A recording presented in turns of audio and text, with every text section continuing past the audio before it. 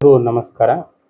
8ನೇ ತಾರೀಕಿನಿಂದ ಪ್ರಸನ್ನ ಲಕ್ಷ್ಮೀ ವೆಂಕಟರಮಣ ಸ್ವಾಮಿ ಜಾತ್ರೆ ಆರಂಭ ಆಗ್ತಾಯಿದೆ. 11 ದಿನಗಳ ಕಾಲ ಈ ಜಾತ್ರೆ ನಡೆಯುತ್ತೆ. ತುಂಬ ಸುಪ್ರಸಿದ್ಧ ಜಾತ್ರೆ. ಮುನ್ಸಿಪಾಲಿಟಿ ಕಡೆಯಿಂದ ನಾವು ಈ ಬಾರಿಗೆ ಏನೇನು ಮಾಡ್ತಾಯಿದ್ದೀವಿ ಅಂದರೆ, ಮೊದಲನೇದಾಗಿ 11 ದಿನಗಳ ಕಾಲ ಕೂಡ ಬ್ಲೀಚಿಂಗ್ ಪೌಡ್ರನ್ನ ಸಿಂಪಡಣೆ ಮಾಡ್ತೀವಿ. ಅದಕ್ಕೆ ಈಗ ಆಲ್ರೆಡಿ ನಾವು ಹೆಲ್ತ್ ಇನ್ಸ್ಪೆಕ್ಟರ್ನ ಕರೆದು ಅವರಿಗೆ ಮಾರ್ಗದರ್ಶನ ಕೊಟ್ಟಿದ್ದೀವಿ. ಎರಡನೇದಾಗಿ 7 ಕಡೆ ಸಿಂಟೆಕ್ಸ್ ಟ್ಯಾಂಕ್ ಏನು ನೀರು ಕುಡಿಯೋದಕ್ಕೆ ನಾವು ಅಳವಡಿಸ್ತೀವಿ. ಸ್ನಾನ ಮಾಡ್ಕೊಳ್ಳೋಕ್ಕೆ ಅಥವಾ ಅವರು ಮಾಮೂಲಿ ಪಾತ್ರೆ ತೊಟ್ಟೆ ಆ ಥರ ತೊಳೆಯೋಕ್ಕೆ ಅಥವಾ ದೇವಸ್ಥಾನ ಕಾರ್ಯಕ್ಕೆ ನಾವು ಟ್ಯಾಂಕರ್ನ ಫೆಸಿಲಿಟಿ ಮಾಡಿಕೊಡ್ತೀವಿ. ಈ ಟೈಮ್ ವಿನೂತನವಾಗಿ ಏನು ಬೀದಿ ಬದಿ ವ್ಯಾಪಾರಿಗಳು ಬರ್ತಾರೆ, ಆ ಬೀದಿ ಬದಿ ವ್ಯಾಪಾರಿಗಳಿಗೆ ನಾವು ಮುನ್ಸಿಪಾಲಿಟಿ ಕಡೆಯಿಂದ ಡಸ್ಟ್ಬಿನ್ಸ್ನ ಕೊಡೋ ಕಾರ್ಯಕ್ರಮನ ಆಯೋಜನೆ ಮಾಡ್ಕೊಂಡಿದ್ದೀವಿ. ಅದಲ್ಲದೆ ನಮ್ಮದೇನು ಕಂಟೈನರ್ದು ಅಥವಾ ಸ್ಟೀಲ್ ಡಸ್ಟ್ಬಿನ್ಸ್ ಏನಿದೆ, ದೇವಸ್ಥಾನದ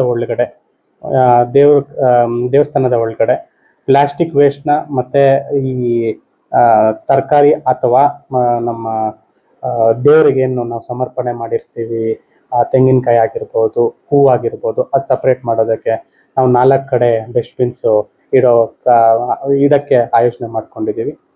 ಅದಲ್ಲದೆ ಏನು ಎಕ್ಸ್ಟ್ರಾ ಲೈಟ್ಸ್ನ ನಾವು ಮಾಮೂಲಿಯಾಗಿ ಏನು ಜಾತ್ರೆ ಸಮಯದಲ್ಲಿ ಮುನ್ಸಿಪಾಲಿಟಿ ಕಡೆಯಿಂದ ನೀಡಬೇಕು ಆ ಲೈಟ್ಸ್ನ ಫೆಸಿಲಿಟಿ ಮಾಡಿಕೊಡ್ತೀವಿ. ಅದಲ್ಲದೆ ಇನ್ನು ನಾವು ಅವೇರ್ನೆಸ್ ಮಾಡೋಕ್ಕೆ ಯಾವ ಥರ ಪ್ಲಾಸ್ಟಿಕ್ ಬಳಸಬಾರ್ದು ಅಥವಾ ಯಾವ ಥರ ವೇಸ್ಟ್ನ ಸೆಗ್ರಿಗೇಟ್ ಮಾಡಬೇಕು, ಅವೇರ್ನೆಸ್ ಕ್ರಿಯೇಟ್ ಮಾಡ್ತೀವಿ. ತಾವು ಕೇಳಿರೋ ಪ್ರಶ್ನೆಗೆ ಈಗ ಆಲ್ರೆಡಿ ನಾವು ನೋಟಿಸ್ ಕೊಟ್ಟಿದ್ದೀವಿ.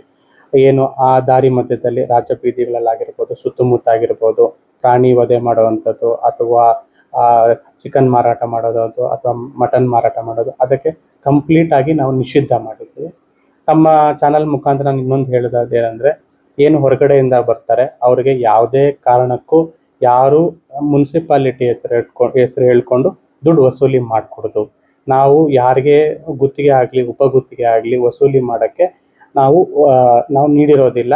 ಏನು ಹೊರಗಡೆಯಿಂದ ಬರ್ತಾರೆ ಯಾರು ಯಾವುದೇ ಕಾರಣಕ್ಕೂ ಮಾಡಬಾರ್ದು ಅಂತ ಸುಮಾರು ಬಾರಿ ಹೇಳಿದ್ದೀವಿ. ತಮ್ಮ ಚಾನಲ್ ಮುಖಾಂತರ ಬಾರಿ ಇನ್ನೊಂದು ಟೈಮ್ ನಾನು ಹೇಳ್ತಾ ಇದ್ದೀನಿ. ಸರ್, ನಾನು ಹೋಟ್ಲು ಸುಮಾರು ಸಂದು ಒಳಗಡೆ ಇರುತ್ತೆ ಆ ದೇವಸ್ಥಾನ ಇದರಲ್ಲಿ. ಇವಾಗ ಏನು ರಾಜಬೀದಿಗಳಂತ ಏನು ಬರುತ್ತೆ, ಆ ರಾಜಬೀದಿಗಳು ದೇವಸ್ಥಾನ ಆವರಣ ಸುತ್ತಮುತ್ತ ಏನು